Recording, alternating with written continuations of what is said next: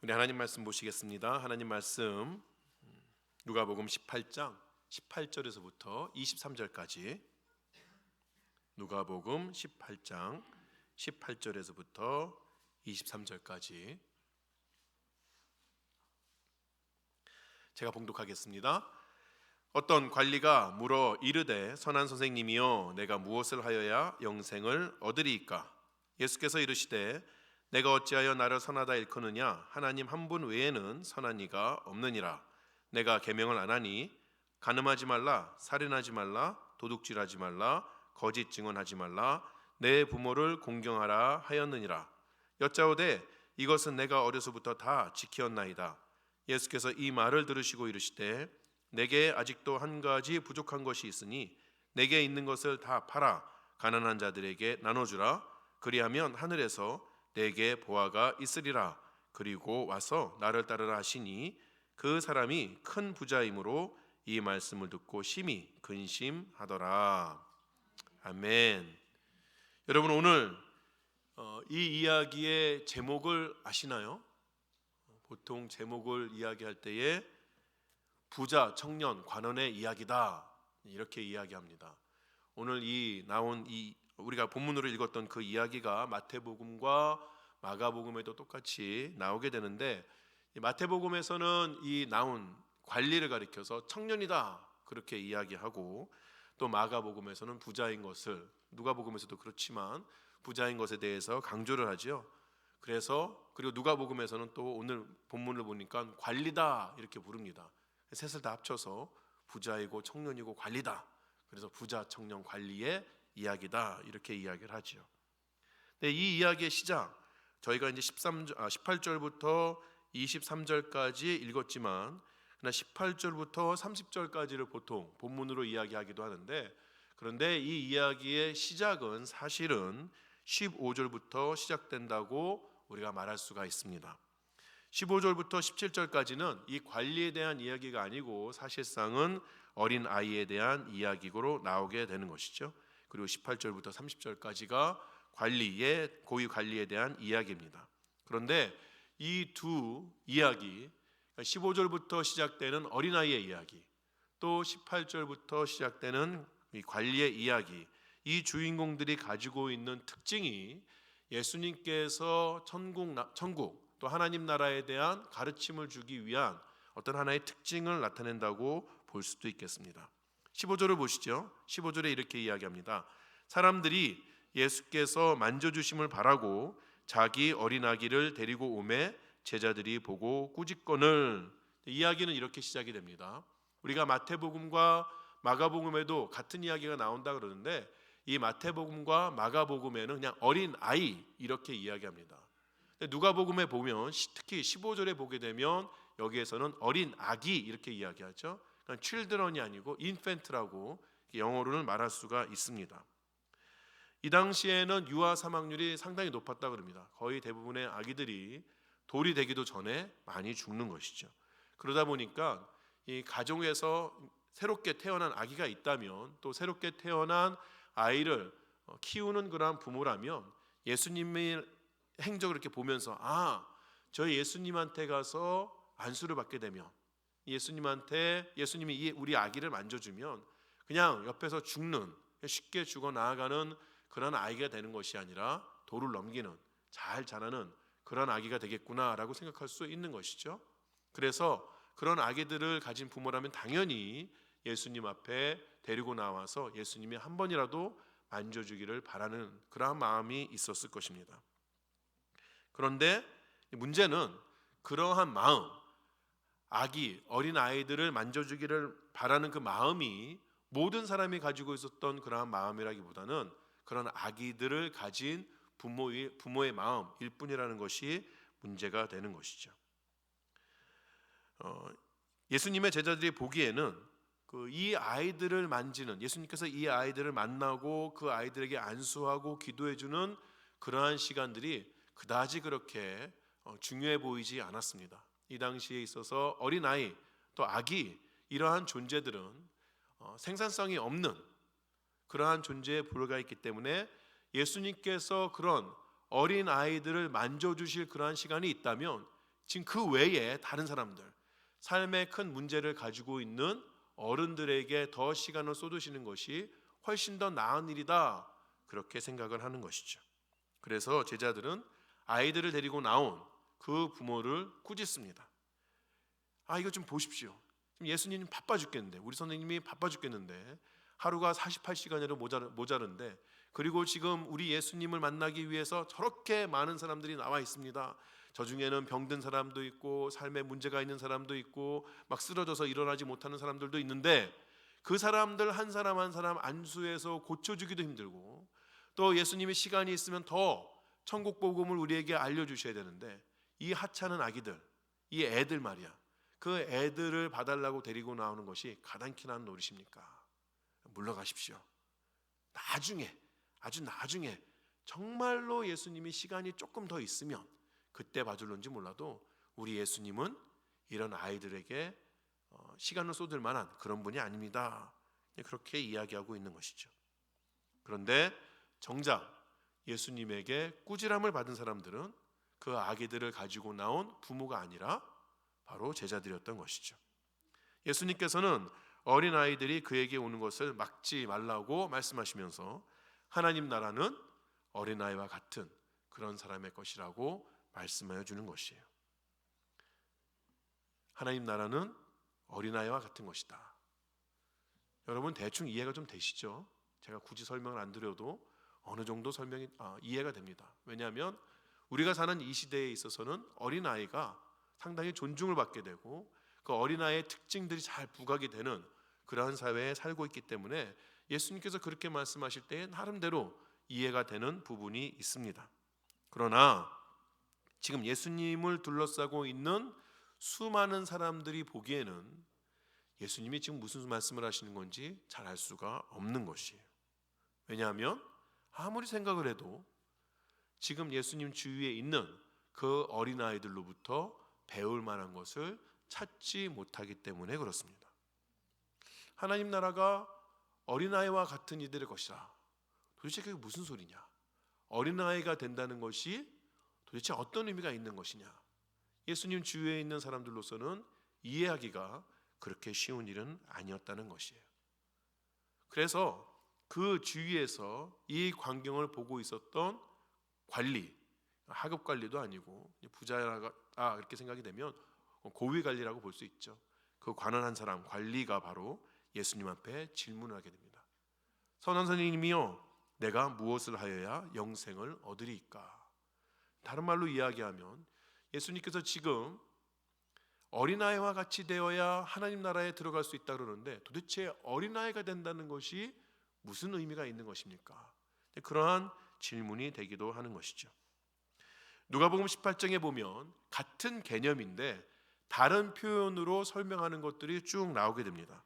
17절에서 보는 하나님 나라에 들어가는 것, 18절에서 보는 영생을 얻는 것, 22절에 보게 되는 하늘의 보화를 쌓는 것, 26절에 보는 구원을 얻는 것, 이것은 다 다른 것들이 아니라 다 같은 것이에요. 하나님 나라에 들어가는 것이 곧 영생을 얻는 것이고, 영생을 얻는 것이 곧 하늘의 보화를 쌓는 것이고, 이 모든 것이 다 구원을 얻는다는 것이죠. 이러한 관점에서 보게 되면 유대인들에게 있어서는 오늘 나의 삶에 어떤 행동들이 있느냐, 이것이 구원을 얻는, 영생을 얻는, 하늘의 보화를 쌓아나가는 그러한 척도, 기준들이 되어진다는 것이죠. 그리고 그런 유대인의 관점에서 볼 때에 어린아이는 절대 하나님 나라에 들어가지 못할, 다른 표현으로는 영생을 얻을 수 없는 그러한 존재에 불과한 사람들입니다. 왜냐? 어린아이들이 하는 게 뭐가 있나요? 어린아이들에게 있어서는 율법을 아주 강조하지도 않습니다. 왜냐하면 그들이 지킬 만한 능력과 지혜가 없다고 생각했기 때문에 그래요.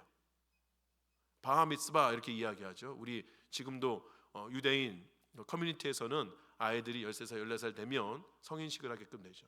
약속의 아들입니다. 계명의 아들입니다. 그러니까 그 나이쯤 되어야 얘가 비로소 하나님의 율법을 잘 이해하고 또 그 율법을 지킴으로 인하여서 하나님 앞에 공로를 쌓아갈 수 있을 만한 그러한 존재구나라고 이해가 되는 것이니만큼 그것보다 훨씬 더 어린 존재들은 그러한 하나님 나라에 들어갈 만한 공로를 쌓지 못하는 존재로 이해가 되는 것이죠. 그래서 무시당하기도 하는 것이죠. 그런데 지금 예수님께서 그런 어린아이들과 같다면 도대체 무엇을 더 해야 합니까? 우리가 알고 있는 것 외에 무엇을 더 해야 어린아이와 같다는 그러한 평가를 받을 수 있는 것입니까? 이것이 바로 관리가 던진 질문의 요지가 되는 것입니다. 관리는 아주 짧은 질문을 했어요. 선한 선생님이여, 내가 무엇을 하여야 영생을 얻으리까? 근데 이 질문을 받은 예수님께서 좀 까칠하게 대답을 하시죠. 벌써 이 관리가 자신을 부른 그 호칭부터 문제를 삼습니다. 너는 왜 나를 선하다고 하느냐? 이 선한 선생님이란 호칭 자체에 문제를 삼기 시작해요. 유대인들에게 있어서 선한 존재는 예수님이 말씀하신 것처럼 하나님 한 분뿐입니다. 하나님만이 선한 존재예요. 그러니까 아주 그냥 까칠한 그런 유대인 랍비라면 다른 사람들과 이렇게 야, 넌 참 선한 사람이야, 그런 것 자체를 문제 삼기 시작하는 것이죠.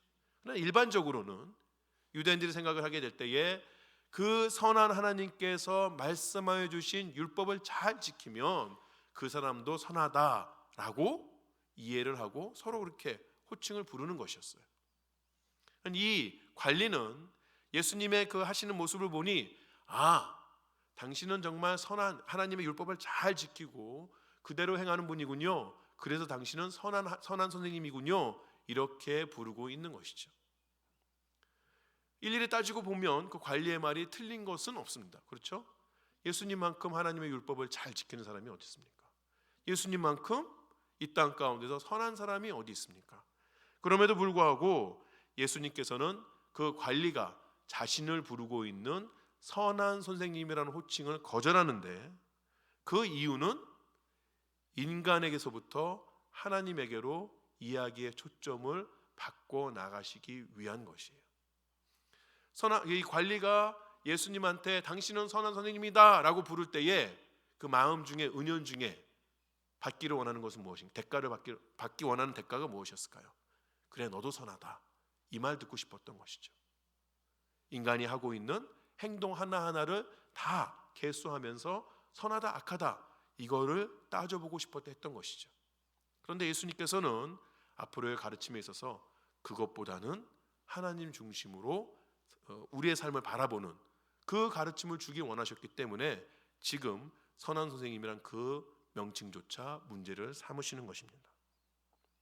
그렇게 일단은 딴지를 한번 딱 걸고 나서 그다음에 예수님께서 이 관리에게 대답해 주시는데 그 예수님의 첫 번째 대답은 뭐 그렇게 놀라운 것이 아니었던 것이죠.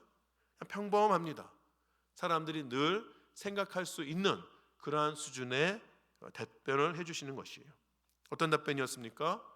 예수님께서 관리에게 10계명 중에서 5개를 들으시면서 그 5개의 계명을 잘 지키라고 말씀하십니다.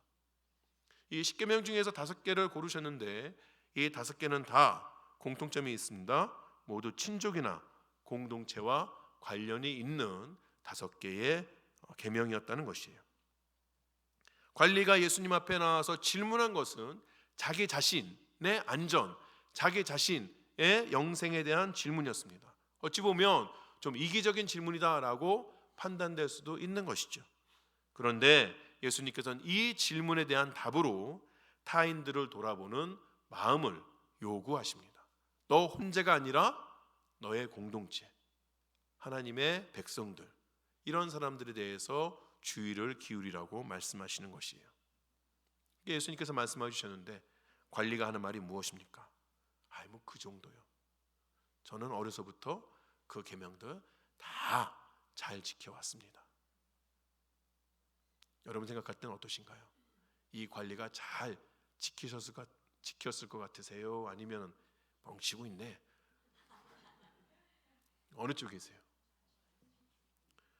잘 지켰나 봐요. 만약 잘 안 지켰으면 예수님 또 한 말씀 하셨겠죠. 뻥치고 있네. 예수님께서 지금 이 관리가 나는 어려서부터 율법을 잘 지켰다고 말하는 것, 거기에 대해서 어떠한 반박도 하지 않으십니다. 실제로 예수님 시대에는 정말 이 율법, 십계명을 목숨을 다해서 지켜왔던 사람들이 꽤나 있었다고 그래요. 그러니까 외적인 행실로만 볼 때, 물론 마음은 안 그렇겠으나 외적인 행실로만 볼 때는 저 사람은 정말로 계명을 잘 지키고 사는 사람이구나 라는 평가를 받을 만한 사람이 있었다는 것이에요. 그렇다면 사람들이 이 관리를 볼 때에 이 관리는 당연히 하나님 나라의 백성이죠. 영생을 얻은 사람이죠.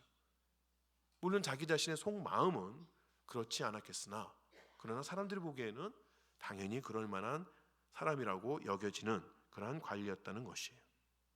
그렇게 철저하게 율법을 지켜왔던 그 관리에게 예수님께서는 아직도 그에게 부족한 한 가지가 있다고 말씀을 하십니다. 22절의 말씀입니다. 예수께서 이 말을 들으시고 이르시되 내게 아직도 한 가지 부족한 것이 있으니 내게 있는 것을 다 팔아 가난한 자들에게 나눠주라. 그리하면 하늘에서 내게 보화가 있으리라. 그리고 와서 나를 따르라 하시니. 예수님께서는 이 관리가 가진 모든 것, 일부가 아닙니다. 90%가 아닙니다. 전부 다 이 모든 것을 팔아서 가난한 자들에게 나눠주고 그리고 와서 자신을 따르라고 말씀하십니다. 예수님의 이 말을 들은 관리의 반응은 무엇입니까? 심히 근심하였다예요. 여기서 심히 근심하다라는 표현은 예수님께서 겟세마네에서 기도하실 때 느꼈던 그 감정입니다. 같은 단어가 사용이 되고 있어요. 예수님께서 십자가를 앞에 놓고 슬퍼하시며 기도할 때에 그때에 느끼셨던 그 감정이 지금 이 관리, 예수님으로부터 대답을 듣은 그 관리에게 똑같이 있었다는 것이에요. 이 누가는 이 관리가 그렇게 심히 괴로워했다, 심히 아파했다, 근심했다 그 이유를 가리켜서 그가 큰 부자였기 때문에 그렇다고 말을 합니다. 쉽게 이해가 되죠? 아무것도 없는 길거리에서 동냥하는 거지에게 예수님께서 이 말씀하시면 전혀 문제가 되지 않아요. 그런데 이 관리는 가진 것이 너무 많았다는 것이죠. 베일리라는 학자는 예수님께서 이 관리에게 그렇게 모든 것을 팔아라 이렇게 말씀하지 아니하시고 그냥 돈이 많이 드는 어떤 자선 사업이라든가 또는 돈이 많이 드는 교육 사업이라든가 아니면 돈을 많이 들여서 회당을 지으라든가 이렇게 말씀을 하셨다면 정말 기쁜 마음으로 자신의 가진 것을 다 들여서 그 일을 했을 수도 있다고 그렇게 이야기합니다. 그런데 예수님은 그에게 너무나 많은 것을 요구하셨던 것이죠. 왜 예수님은 이런 극단적인 요구를 이 관리에게 하신 것일까요? 그렇게까지 안 해도 되는데 왜 모든 것을 다 팔아라 이런 극단적인 요구를 이 관리에게 하셨던 것일까요? 예수님이 계명 잘 지켜라 그러면 그래요? 제가 좀 잘 지켜볼게요 이러는 게 마땅한데 저는 어려서부터 그런 거 잘 지켜요. 얘가 지금 꼴 보기 싫어서 자존심 확 꺾어주려고 그래서 그렇게 이 관리에게 모든 거 다 바쳐라 이렇게 말씀하신 것일까요? 예수님께서 하시는 이런 요구는 이 관리에게만 해당되는 것이 아니라 이미 그의 제자들에게도 동일하게 주어졌던 요구였어요. 누가복음 14장 33절 이렇게 이야기합니다. 이와 같이 너희 중에 누구든지 자기의 모든 소유를 버리지 아니하면 능히 내 제자가 되지 못하리라. 우리 지금 18장을 보고 있습니다. 14장이면 이전의 일이죠. 제자들을 가르치실 때 그 제자들에게도 동일한 요구를 하셨습니다. 내 모든 소유를 버리지 아니하면 능히 내 제자가 되지 못하리라. 예수님께서 이런 극단적인 요구를 하시는 이유 두 가지만 말씀드릴 수 있겠습니다. 더 있을 수 있지만 오늘은 두 가지만. 첫 번째 이유는 예수님께서 그들의 주인이 되셔야 하기 때문에 그런 것이에요. 영생을 얻기 원하는 자들, 하나님 나라에 들어가기를 원하는 자들이 있다면 하나님이 그들의 모든 것이 되어야 하는 것이죠. 영생을 얻기를 원한다면 이전에 예수님께서 율법 교사에게 말씀하신 것처럼 마음을 다하고 목숨을 다하고 힘을 다하고 뜻을 다하여서 하나님을 사랑해야 하는 것입니다. 예수님 앞에서 예수님께서 대답을 주셨을 때에 너에게 한 가지 부족한 것은 바로 그것이다 라고 말씀해 주셨을 때에 그 앞에서 근심하고 있는 관리의 모습은 그의 입술에서 어떤 말을 하든 상관없이 그의 삶을 주장하고 있는 진짜 주인이, 진짜 마스터가 누구인지를 분명하게 보여주는 것이죠.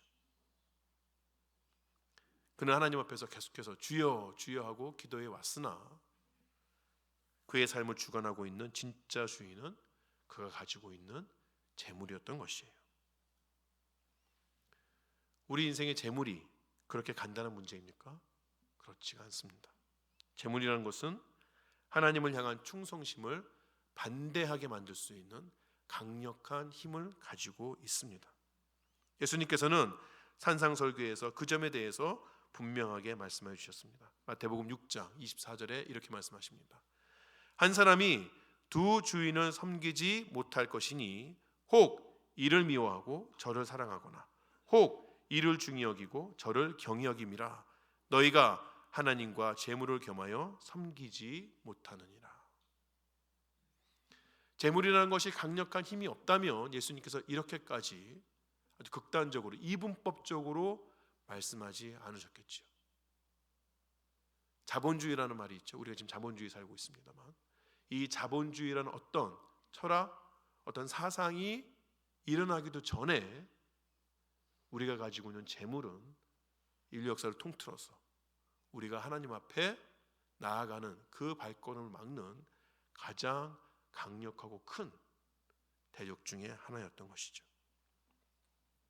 관리는 예수님 앞에서 당당하게 자기는 어려서부터 이 모든 율법을 잘 지켜왔다고 이야기했지만 사실 그는 10계명 중에 가장 첫 번째 계명조차 지키지 못한 것이었어요.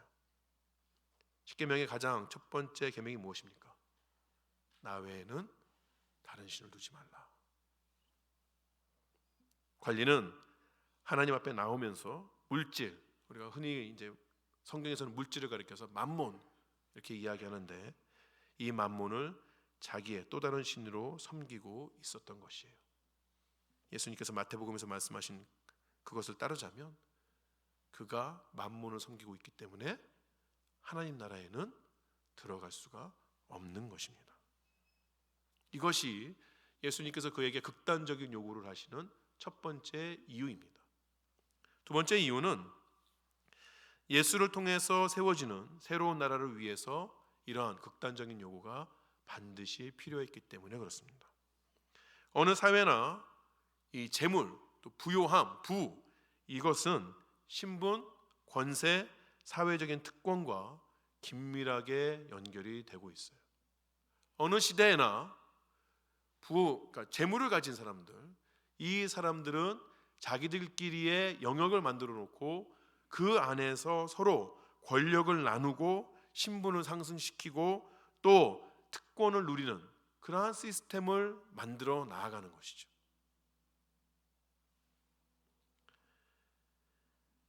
그리고 그 권력과 특권을 계속해서 유지하기 위해선 더 많은 것이 필요했기 때문에 그럼 어떻게 합니까? 자신들이 법을 만들고 조직을 만들고 시스템을 만들어서 가난한 자의 것들도 빼앗아서 자기가 가지고 있는 그 힘을 계속해서 유지하려고 했던 것이에요. 이런 일들은 유대 왕국에서도 버젓이 일어났습니다. 하나님으로부터 율법을 받은 가난한 자들에 대한 율법을 가지고 있었던 유대의 관리들, 유대의 왕족들, 유대의 종교인들도 이렇게 자신들이 부를 소유하면서 권력을 나누어 가지고 가난한 자들의 것을 빼앗아 왔어요. 그래서 하나님께서는 계속해서 그 유대 사회에 선지자들을 보내시면서 그것에 대해서 책망하시고 너희가 계속해서 그렇게 살면 결국 그 나라는 멸망하게 될 것이라고, 하나님의 영광은 떠나게 될 것이라고 말씀하셨던 것이죠. 그리고 나라가 망하는 이유가 됩니다. 지금도 이런 사회 현상은 세계 곳곳에서 일어나고 있는 것이에요. 예수님께서 세우시는, 하나님께서 말씀하시는 그 새로운 공동체, 그 새로운 나라는 신분과 명예가 거부되는 공동체이며 나라입니다. 무슨 말이냐? 더 많이 가진 자들이 가난한 자들과 소외된 자들에 대한 하나님의 관심을 자신의 관심으로 받아들이고 실천하는 것이에요. 자기의 것을 나눔으로 인하여서 자신과 가난한 자, 자신과 소외된 자들을 동등하게 만드는 그러한 공동체라는 것이죠.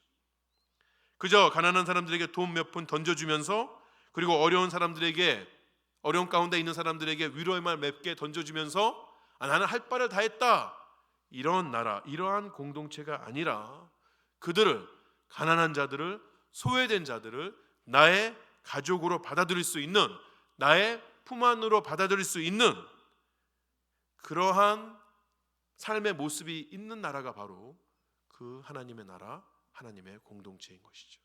그렇게 나누고 존중하고 일으켜 세워주는 가운데 세상이 가지고 있는 그러한 신분과 권세의 벽들은 허물어지는 것이에요.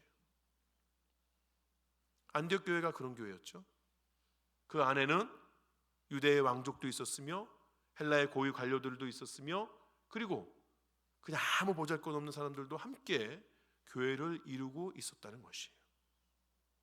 이런 공동체는 만몬의 신이 마음을 주장하는 재물에 그 마음이 묶여있는 사람들로서는 구성될 수 없는 공동체인 것이죠. 이제까지 사회가 가지고 있었던, 그 사회를 유지하고 있었던 그러한 생각들을 버려야 비로소 그 가운데서 예수의 공동체가 일어날 수 있다는 것이에요.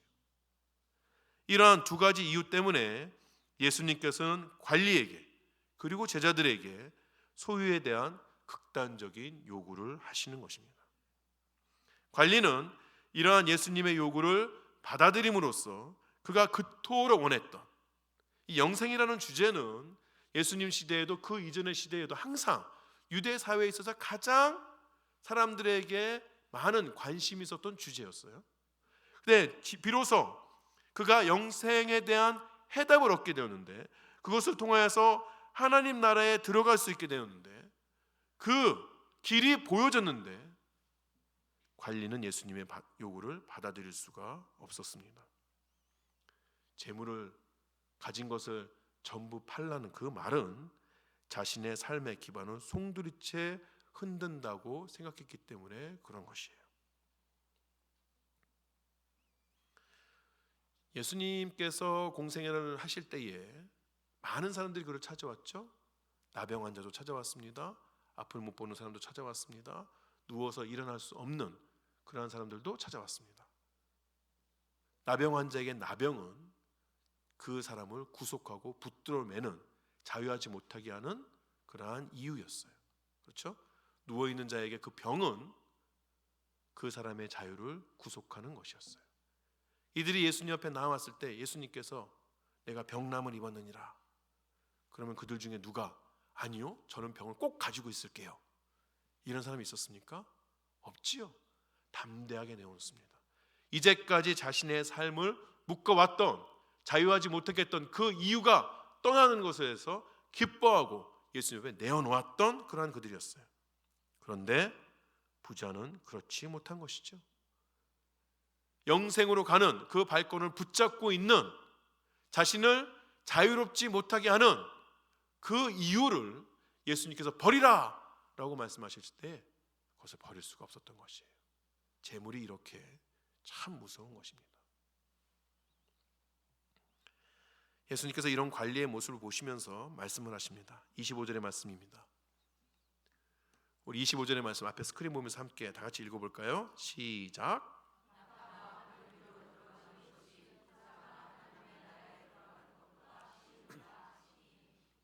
네, 낙타가 바늘귀로 들어가는 것이 부자가 하나님 나라에 들어가는 것보다 쉽다. 예수님의 말씀이 지금 이 예수님 앞에 그 대답을 듣고 있는 관리뿐만 아니라 또 예수님 시대 사람들뿐만 아니라 모든 세대, 이 이야기를 읽고 있는 모든 세대의 사람들에게 얼마나 부담이 되었는지 이 이야기를 좀 쉽게 해석해 보려는 여러 가지 그런 노력들이 있어 왔어요. 어떤 사람들은 열심히 원어를 공부하셔서 낙타가 우리가 생각하는 동물 낙타가 아니라 밧줄이다. 애쓰면 어떻게든 간에 이제 바늘 이렇게 넣을 수가 있는 거예요. 또는 그 당시 유대 사회 또 고대 중동 지방에 바늘기라는 문이 있다. 보통 이제 그 가축이 들어가는 우리 식으로는 외양간이죠. 그런 데 가면 이제 바늘기가 아니라 바늘기라 그래서 좀 좁고 낮고 그래가지고 낙타가 거기 들어가려면 막 낑낑대고 막 뒤에서 낙타 주인이 밀어야 되고 낙타가 구부리지 않으면 들어갈 수가 없고 그런 문이 있었는데 그걸 말씀하시는 거다. 그래서 사람들도 낙타처럼 겸손하면 어렵긴 해도 들어갈 수 있다. 이렇게 해석을 하기도 했어요. 저 신학교 때 그렇게 배우기도 했어요. 우리 교수님 한 분이 그렇게 말씀하기도 하셨어요. 근데 예수님께서 의도하신 건 그런 거 아닙니다. 예수님께서 좀 과장법을 쓰시긴 했지만 그러나 의도는 분명합니다. 낙타는 팔레스타인 지역에서 가장 큰 짐승이었어요. 이스라엘 가면 코끼리는 없습니다. 낙타가 제일 큰 거예요. 바늘기는 사람이 상상할 수 있는 것들 중에 가장 작은 구멍이었어요. 낙타가 어떻게 바늘기에 들어갑니까? 못 들어갑니다. 마찬가지로 부자는 하나님 나라에 들어가지 못합니다. 조금이라도 가능성이 있을까요? 아니요, 전혀 없습니다. 여기 계신 부자들은 큰일 났습니다. 어쩌면 좋을까요? 저는 부자 아닌데요. 목사님, 저는 마음이 너무 편해요. 전 부자가 아니어서. 부자인지 부자가 아닌지 어떻게 아는 줄 아세요? 지금 예수님께서 탁 내려오셔가지고 여러분한테 있는 거 다 내놔. 그럼 내놓으실 수 있겠어요? 예수님 안 나타날 거 아니까 다 내놓으신다 그러는 거죠 지금?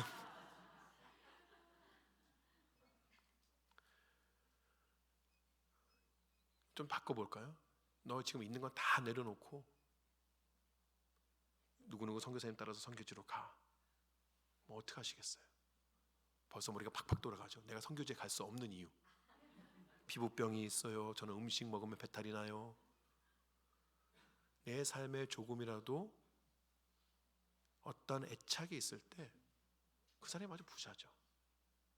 근데 이런 부자는 천국에 들어가지 못한다고 이야기합니다. 말씀드린 것처럼 예수님께서 관리에게 그렇게 말씀하셨을 때에 또 지금처럼 낙타가 바늘기에 들어가기 훨씬 더 쉽다라고 말씀하셨을 때에 관리만 마음이 상한 것이 아니라 이 이야기를 듣고 있는 모든 사람들이 마음이 상했어요. 왜냐? 그들의 눈에 그만한 사람이 없어요. 율법도 잘 지키죠. 그리고 구약에 있어서는 이 부함이라는 것이 하나님께서 주시는 복이라고 여겨지는 그러한 사고방식 가운데 있었는데, 그럼 도대체 저렇게 부자, 청년, 관원이 영생을 얻지 못하면 누가 얻습니까? 도대체 누굽니까? 누구? 짜증이 나는 것이죠. 아까는 아무것도 하지 않는, 인생에 도움도 되지 않는 그런 애들 보고 쟤들 닮아야지 천국 갈 수 있다, 하나님 나라에 들어갈 수 있다 그러더니 이제는 우리 사회에 있어서 가장 모범적인 그 사람 보고는 천국 갈 수 없다라고 이야기하니 도대체 뭐를 어떻게 하라고 하는 건지 이구동성으로 이야기합니다. 누가 구원을 얻을 수 있습니까? 그러면 이에 대한 예수님의 대답이 무엇인가요? 무릇 사람이 할 수 없는 것을 하나님은 하실 수 있느니라. 관리는요, 예수님에게 내가 무엇을 더해야 합니까? 라고 질문했습니다. 그 말인즉 자기 자신의 힘으로 천국에 갈 수 있다고 굳게 믿어왔습니다. 자급자족 인생인 것이죠. 하지만 그뿐만 아니라 모든 사람은 다 자신의 노력으로 영생을 얻을 수 없습니다. 예수님 옆에 나와서 무엇을 해야 영생을 얻을 수 있습니까? 라고 질문했지만 그가 세상에 있는 모든 일을 해도 영생을 얻지 못합니다. 영생은 하나님의 몫입니다. 하나님만이 이룰 수 있는 것이에요.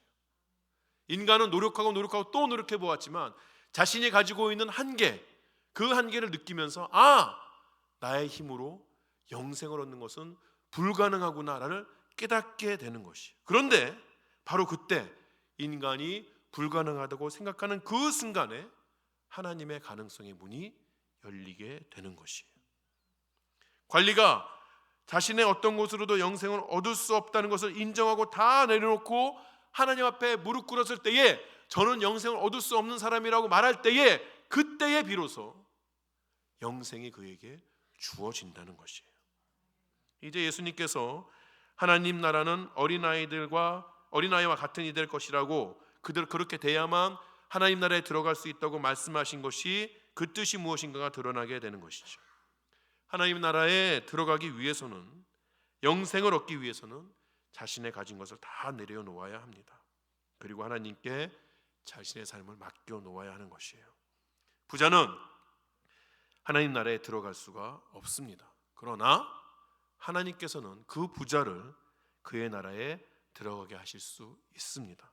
왜냐하면 하나님 안에서만이 그가 만몬이라는 신에서부터 벗어날 수 있기 때문에 그런 것이에요. 예수님께서는 물질만 다 내어놓으라고 말씀하시는 것이 아닙니다. 이 이야기를 딱 듣고 있던 베드로가 순간 치고 나오죠. 예수님, 우리는 다 버리고 예수님 따르고 있습니다. 그랬더니 예수님께서 뭐라고 말씀하십니까? 그 베드로에게 형제나 부모나 자녀도 버려야 된다고 이야기합니다.